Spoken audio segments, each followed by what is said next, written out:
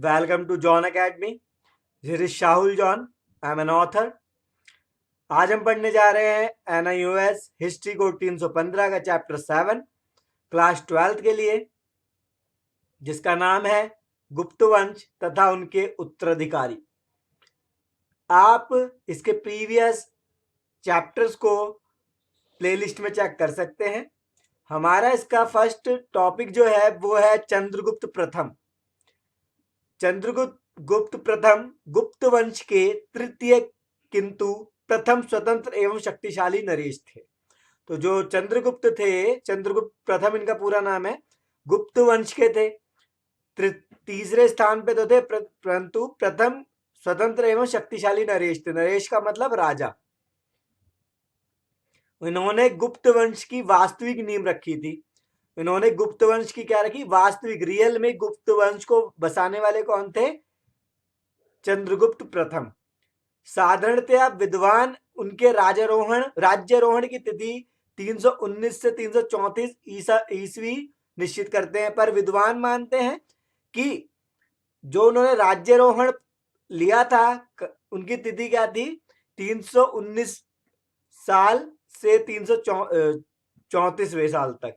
जैसे कि अभी 2021 चल रहा है, वैसे उस समय का समय था 319 से 334 साल तक उन्होंने अपनी गद्दी संभाली। प्रथम चंद्रगुप्त ने साम्राज्य का विस्तार किया। इन्होंने क्या करा? अपने साम्राज्य का विस्तार किया, उसको बढ़ाया। चंद्रगुप्त प्रथम ने लिच्छवी कुमार देवी से विवाह किया था। तो उन्होंने, चंद्रगुप्त मौर्य ने किससे विवाह किया था? शादी किससे करी थी? लिच्छवी कुमार देवी उनका नाम था। उन्होंने संभवतः एक प्रकार की स्वर्ण मुद्रा का प्रचलन किया और साथ ही साथ उन्होंने गोल्ड कॉइन को, स्वर्ण मुद्रा का भी प्रचलन किया, यानी कि उसको चलाया।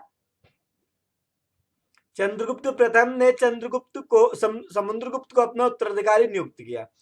चंद्रगुप्त प्रथम ने अपना उत्तराधिकारी किसे बनाया? समुद्रगुप्त को, जो कि उनके बेटे थे। ठीक है, चंद्रगुप्त प्रथम के बेटे कौन थे? समुद्रगुप्त।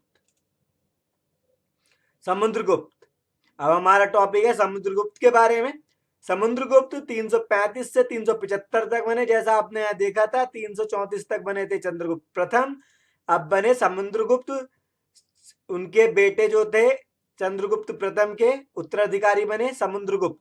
335 से 375 तक शासन करा उन्होंने। चंद्रगुप्त प्रथम का उत्तराधिकारी बना। समुद्रगुप्त ने युद्ध तथा विजय की नीति का अनुसरण किया तथा अपने साम्राज्य का विस्तार किया। ठीक है, इन्होंने भी अपने साम्राज्य का विस्तार किया। उनकी उपलब्धियों को राजदरबारी कवि हरिसेन द्वारा संस्कृत में लिखा गया। उनकी जो भी उपलब्धियां थी, किनकी? समुद्रगुप्त की। उनकी जो उपलब्धियों को राजदरबारी कवि हरिसेन ने संस्कृत में लिखा था। यह आलेख इलाहाबाद के निकट स्तंभ पर वर्णित है। ये जो आलेख है, जो इनके बारे में लिखा गया, उपलब्धियां इलाहाबाद के निकट जो स्तंभ है उसमें लिखा हुआ है। यह समुद्रगुप्त द्वारा जीते गए क्षेत्र तथा वंशों को बताती है। ये बताती है कि समुद्रगुप्त ने कौन कौन से क्षेत्र को जीता और वंश कौन कौन से, उनको बताती है। उसने हर जीते गए क्षेत्र के लिए विभिन्न नीतियां अपनाई। जो भी उन्होंने क्षेत्र जीते थे, उनको जीतने के लिए उन्होंने विभिन्न नीतियां अपनाई थी। अलग अलग तरीकों से जीता उसको। और समुद्रगुप्त के काल की मुद्राओं में समुद्रगुप्त को मुद्राओं के ऊपर अंकित चित्र में वीणा बजाते हुए दर्शाया गया है। और समुद्रगुप्त के काल में मुद्राओं में समुद्रगुप्त का जो कॉइन होता था, जो उस समय का कॉइन होता था, मुद्रा जो होती थी, उसमें समुद्रगुप्त को मुद्राओं के ऊपर अंकित चित्र में वीणा बजाते हुए दर्शाया गया है, जिसमें समुद्रगुप्त वीणा बजा रहे होते थे। वैसा चित्र है उनके कॉइन में, जो उस समय में चला करते थे। अब है चंद्रगुप्त द्वितीय। ये समुद्रगुप्त के बेटे थे। ठीक है, तो चंद्रगुप्त प्रथम के बेटे कौन थे? समुद्रगुप्त। समुद्रगुप्त के बेटे कौन थे? चंद्रगुप्त द्वितीय। समुद्रगुप्त के बाद उसका पुत्र चंद्रगुप्त द्वितीय उसका उत्तराधिकारी बना। उत्तराधिकारी कौन बन गया? चंद्रगुप्त द्वितीय। उन्हें चंद्रगुप्त विक्रमादित्य के नाम से भी जाना जाता है। किस नाम से जाना जाता है? चंद्रगुप्त विक्रमादित्य। किसको? चंद्रगुप्त द्वितीय को। उसने नागा राजकुमारी कुबेर नाग से विवाह किया। चंद्रगुप्त द्वितीय ने किससे विवाह करा? नागा राजकुमारी कुबेर नाग से, तथा उसे प्रभावती नामक पुत्री भी थी। उनकी जो बेटी थी उनका नाम क्या था? प्रभावती। प्रभावती का विवाह दक्षिण में शासन कर रहे वाकाटक वंश के शासक रुद्रसेन द्वितीय से हुआ था। और प्रभावती जो थी उनका विवाह, उनकी शादी किससे हुई? दक्षिण में शासन जो कर रहे थे वाकाटक वंश के शासक रुद्रसेन से उनका विवाह हुआ। रुद्रसेन द्वितीय से उनका विवाह हुआ। स्कंदगुप्त गुप्त साम्राज्य के अंतिम शासक थे। उसके बाद हुणों का शासन आया। ठीक है, तो हमने तो 3 चीज पढ़ी है अभी, चंद्रगुप्त प्रथम के बारे में, समुद्रगुप्त और चंद्रगुप्त द्वितीय के बारे में। लास्ट में अगर आपके सामने क्वेश्चन आता है माइंड में कि गुप्त वंश कब तक था, ये तीनों के तीनों गुप्त वंश के थे। ये कब खत्म हुआ? जब स्कंदगुप्त गुप्त साम्राज्य के अंतिम शासक थे। उसके बाद हुणों का शासन आया। किसका शासन है? हुणों का। गुप्त साम्राज्य के पतन के क्या कारण थे? हुणों का वंश तो आ गया, पर उनका पतन का कारण क्या था? केंद्रीय शक्ति का अभाव हो जाना। हुणों के आक्रमण के कारण गुप्त साम्राज्य का पतन होना शुरू हो गया। ठीक है, तो जब हुणों ने आक्रमण स्टार्ट कर दिया गुप्त साम्राज्य पे, तो इसके पतन का कारण ये भी बना, खत्म होने का। यानी कि गुप्त वंश का अंतिम शासक स्कंदगुप्त था। गुप्त वंश का अंतिम शासक कौन था? स्कंदगुप्त, जो कि अभी हमने पढ़ा था। स्कंदगुप्त की मृत्यु के बाद गुप्त साम्राज्य का हास्य शुरू हुआ।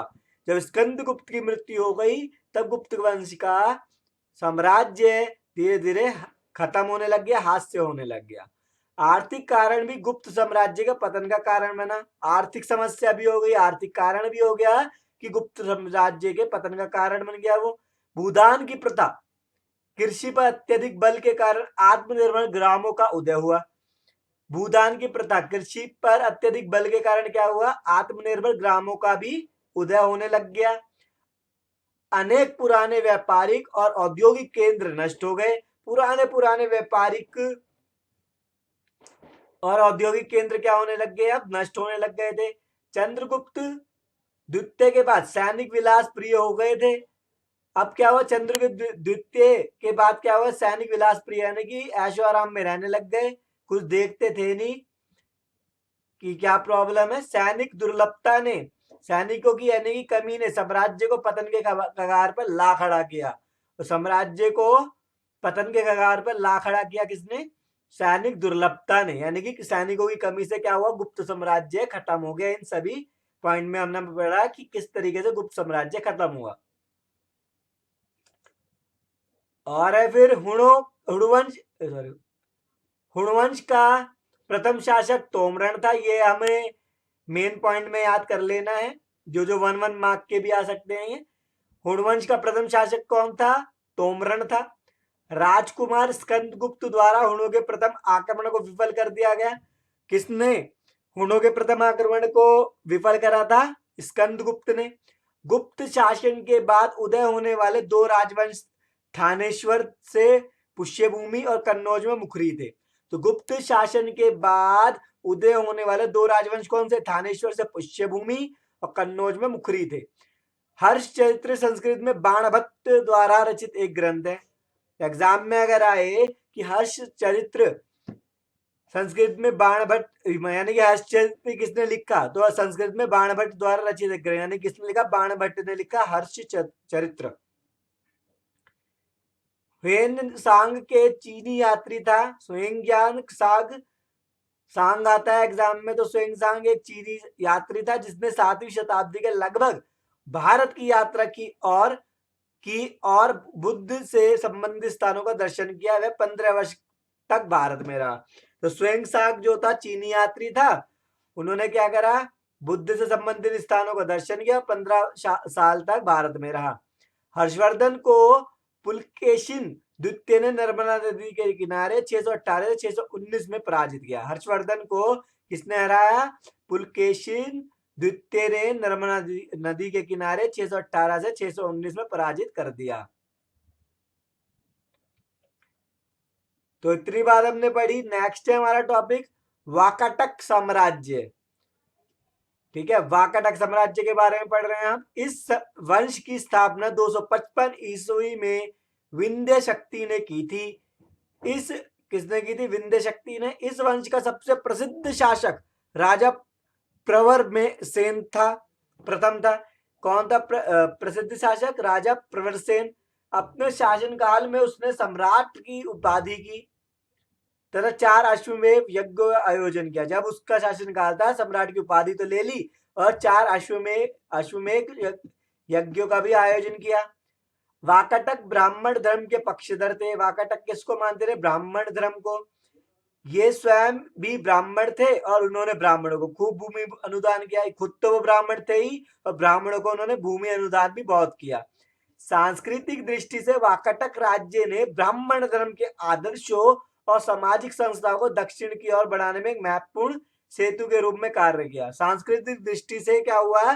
वाकाटक राज्य ने ब्राह्मण धर्म के आदर्शों और सामाजिक संस्थाओं को दक्षिण की ओर बढ़ाने में, यानी कि दक्षिण की ओर बढ़ाया उन्होंने ब्राह्मण धर्म के आदर्शों को और सामाजिक संस्थाओं को एक महत्वपूर्ण सेतु के रूप में, ठीक है, कार्य किया उन्होंने ऐसा बढ़ाने का ब्राह्मण धर्म को।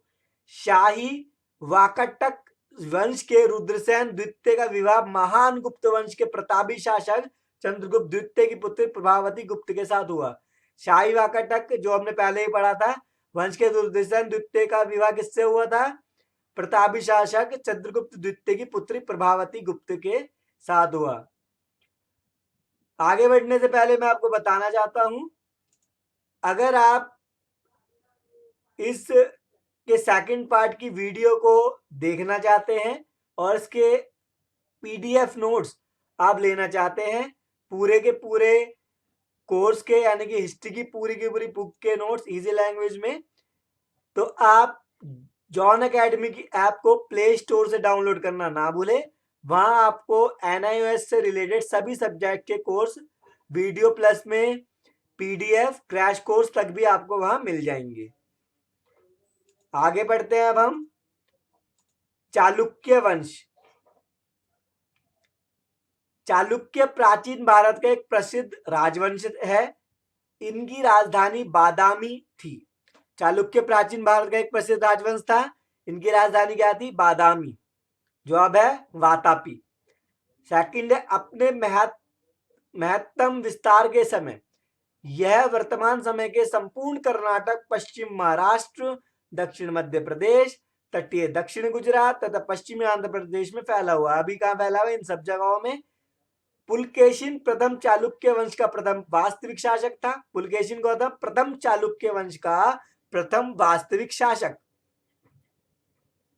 पुलकेशिन कौन था? प्रथम चालुक्य वंश का प्रथम वास्तविक शासक।